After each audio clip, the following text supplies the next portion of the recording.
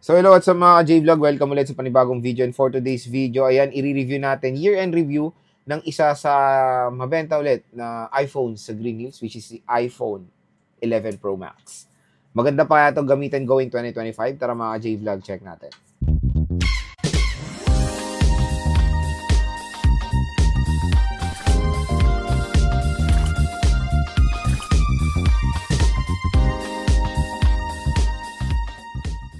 So ayan, for today's video, another year-end review na naman. Ang bilis talaga ng panahon at kalahati na agad ng December. Malapit na mag-2025 pero hindi tayo titigil mag-review. Ng mga iPhones na pwede natin i-purchase sa Green Hills. Again, as I promise, i-review natin isa-isa yung mga generation ng iPhones hanggang 2024, year-end 2024, para meron kayo idea kung ano ba perfect i-purchase ngayong holiday season para magamit sa 2025. So, ang topic natin for today is the iPhone 11 Pro Max. iPhone 11 Pro Max is a game changer when it comes sa iPhones dahil ito po, maraming naging first ever dito sa smartphone na to. First ever triple rear camera system ng Apple, mga ka-J-Vlog. First ever 4K resolution front-facing camera ng Apple. First ever na nagkaroon ng ultra-wide camera sa Max series. Kasi syempre doon sa Max before, which is the predecessor na XS Max, ay telephoto po ang secondary camera. Dito nagkaroon ng ultra-wide camera na isang naging magandang addition sa iPhone. Na very useful until today. At yun nga, nagkaroon din tayo ng redesign. First ever matte finish na iPhone. Matte glass. Kasi syempre glossy glass tayo. Medyo nagtagal tayo sa glossy glass. Tapos ngayon nag-transition sila sa matte glass which is more premium for me, premium look, premium finish, at premium feel kung mga J-Vlog.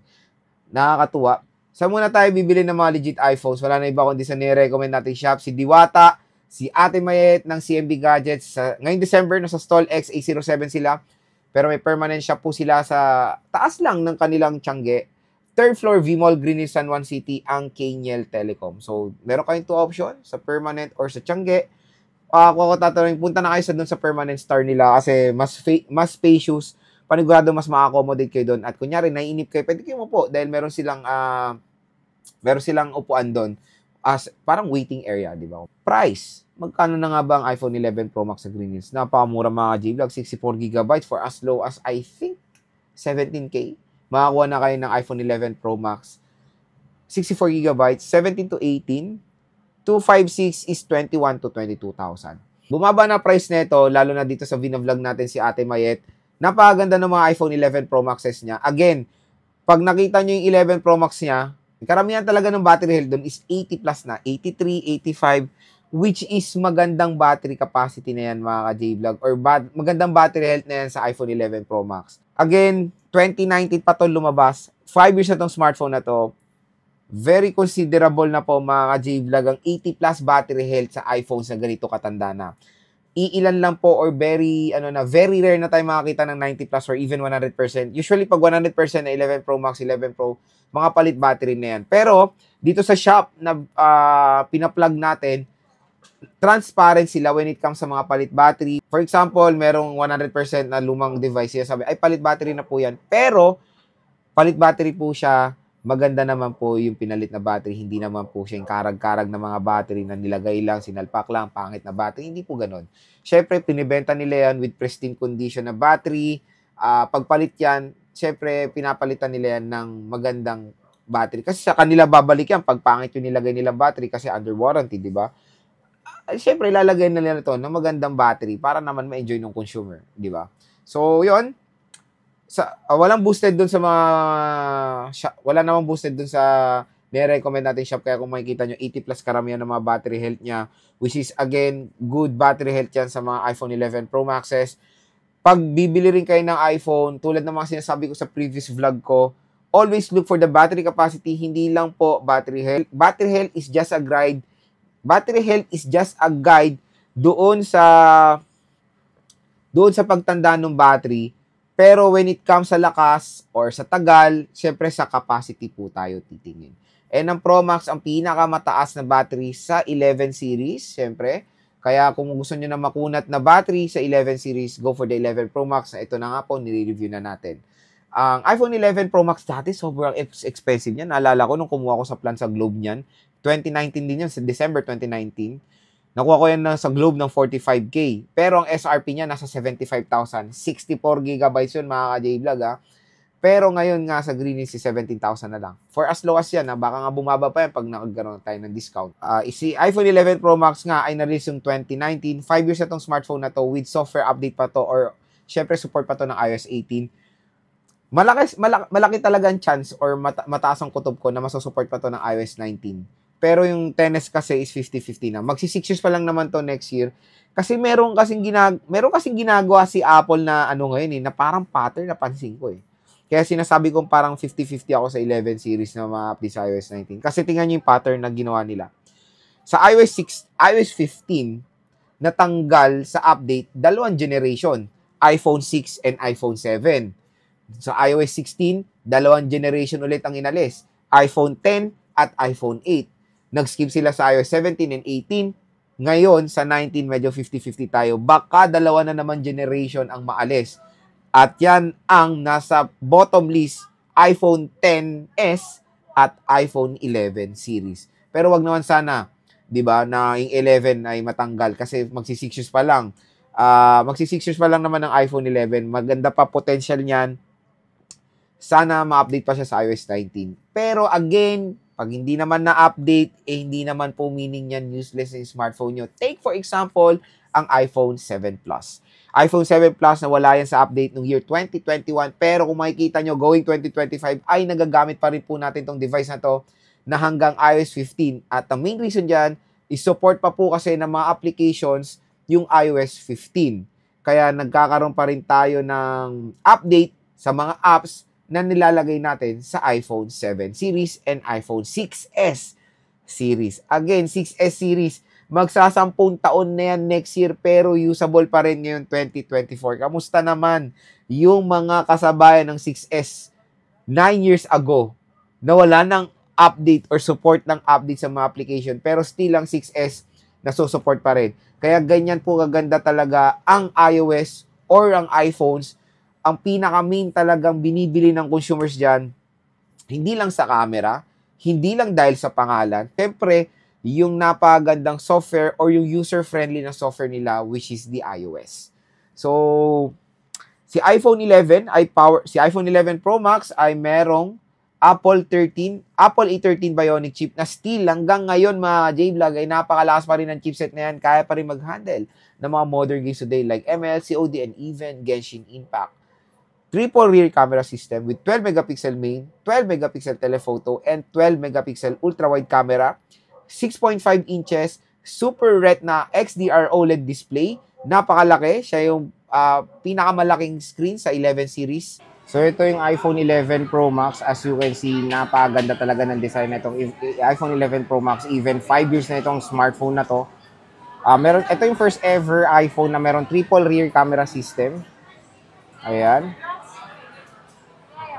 So, kung mapapansin nyo every year, pataba ng pataba o pakapal ng pakapal yung module ng iPhones na Pro. So, ito yung pinaka-flat na triple rear camera system ng iPhone 11, ng iPhone Pro Max. At every year, palaki ng palaki dahil sa kanyang aperture. Dahil every year, tumataas ang, bumababang aperture, meaning better in low light shots. So, triple rear camera system, ito yung naging parang naging trademark din sa mga iPhones nung lumabas na ng year 2019. Basta pag nakaganito ka ng 2019, susaling ka na pag nakita tatlo na yung butas ng cellphone ng iPhone mo. So, ito yung kanyang, ito rin yung yung merong matte glass. Kasi doon sa XS Max, which is yung predecessor niya is glossy glass. Ito rin yung first ever iPhone na merong matte glass. Ayan. Sa side, meron tayo dito ang power button. Sa taas, wala tayong makikita. Sa left side is the ring and silent toggle and yung volume rocker. Sa baba naman ng smartphone, meron tayo dito microphone, lightning port, and yung speaker grills. Tapos, dual steer speakers. Isang speaker niya nasa earpiece at isang speaker niya nasa baba. Syempre, ito rin, meron siyang 6.5 inches Super Retina XDR OLED display. Camera, explore natin yung camera. Syempre, ito may 0.5, oh, napakalinaw niyan. 1x and 2 times optical zoom hanggang 10 times digital zoom tayo sa iPhone 11 Pro Max. Sa video naman, meron itong support sa 4K up to 60 FPS. Even the 0.5 or the ultra-wide camera is support ng 4K video recording, slow motion up to 240 frames per second, and meron tayong time-lapse. Sa portrait, meron tayong portrait dito for background blur, and of course, the panorama shot. Sa front-facing camera, ayan, malinaw ang front cam nito ha. Sa video, pinakamax din is 4K 60 FPS. Ito rin yung first ever Pro Max na support ng 4K video recording sa front-facing camera. Ayan. J-Vlog ang ating year-end review sa iPhone 11 Pro Max. Ang pinakami na tanong, Lods, ano ba? Bibiling ko ba to? Sulit pa ba to? Going 2025, lalo na medyo 50-50 na to sa iOS 19. Ang main na sagot dyan mga J-Vlog, yes, sulit pa naman i-purchase itong iPhone 11 Pro Max. Lalo na mura na siya. Kasi sinasabi ba, 22,000, mahal pa rin yan eh. Sabi mo mura. Mura na talaga yan. Kasi kung i-compare mo ang SRP niyan before, yung 256, nasa 80 to 90,000 pesos yan. Yung 64, 75,000. 5 years ago, yes. 5 years ago na yun, syempre, nade-depreciate yung smartphone. Yung mga iba, noong 2019, pangarap magkabili ng iPhone 11 Pro Max dati na hindi nila mabili dahil 90,000. Pero ngayong 2025, ngayong 2024, ay kaya na nilang bilhin dahil 22,000 na lang. Tapos ang maganda doon, nabili na nila, support pa ng iOS update. O, di ba? So, solid. Mura na talaga ang iPhone 11 Pro Max ngayon at sulit pa rin naman siyang i-purchase going 20 at okay pa rin naman siya i-purchase going 2025. Pero, syempre, sa mga ibang consumers, medyo nag-50-50 na sila sa ganyan dahil diyan sa connectivity. Kasi si 11 Pro Max ang pinaka-last sa generation ng iPhone na na-support ng 4G connectivity. Next year kasi is 5G na, kaya yung iba nagta-transition sa 12 Pro, 12 Pro Max compare sa 11 Pro Max.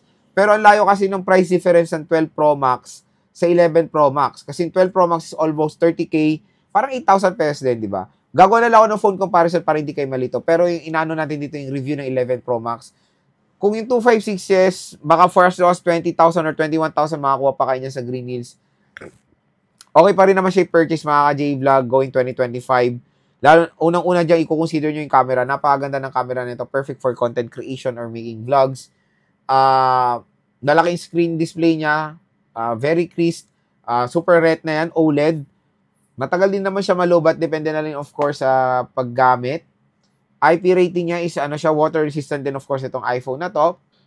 Pinaka-i-consider ko dito sa iPhone 11 Pro Max talaga yung camera mga J-Vlog. So again, kung interested kayo bumili ng iPhone 11 Pro Max, lang tayo recommend kong shop kay Ate Med, CMB Gadgets, and of course yung kanilang permanent shop sa Kenyal Telecom. Sabihin nyo lang napanood nyo dito sa review natin kung nag-purchase kayo ng 11 Pro Max, bibigyan kayo ng 500 pesos discount ng shop na yan.